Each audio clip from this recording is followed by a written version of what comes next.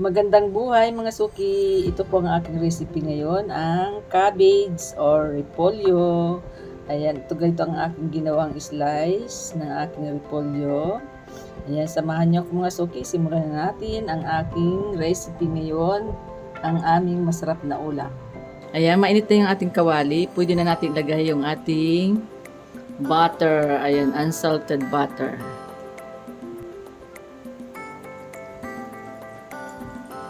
Tawin muna natin yung ating butter. Ayan. Then, maglalagay din tayo mga suki ng isang kutsarang olive oil.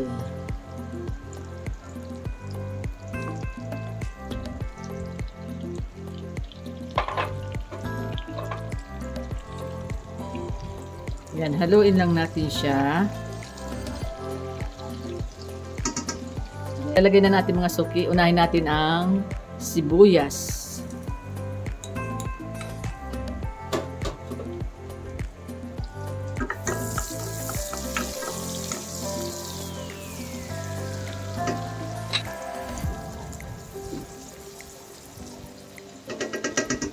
Isunod na natin ang bawang.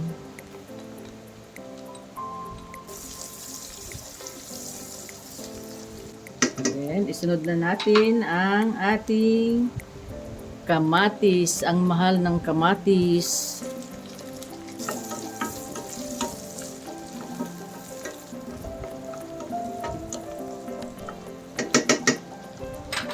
Then, maglalagay din tayo ng pamintang durog. Ayan, mabango na. Yan, pwede na natin ilagay mga suki yung ating hipon ilog.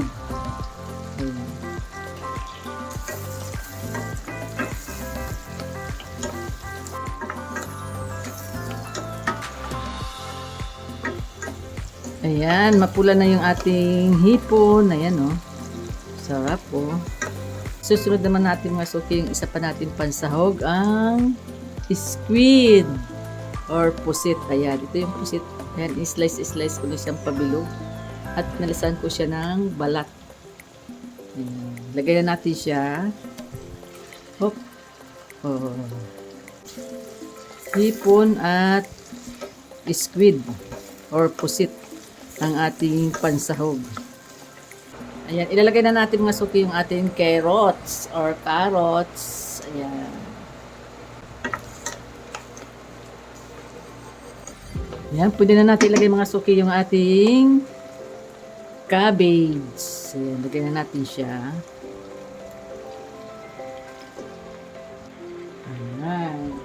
Ayan, maglalagay na tayo mga suki ng oyster sauce.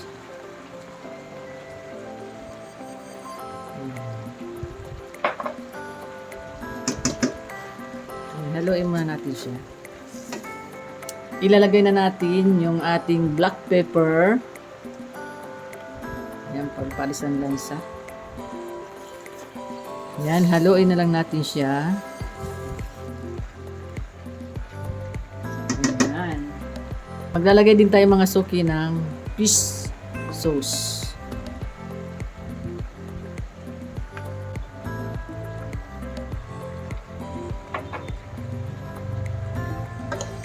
Ayan, sarap. Then, maglalagay tayo ng kunting tubig.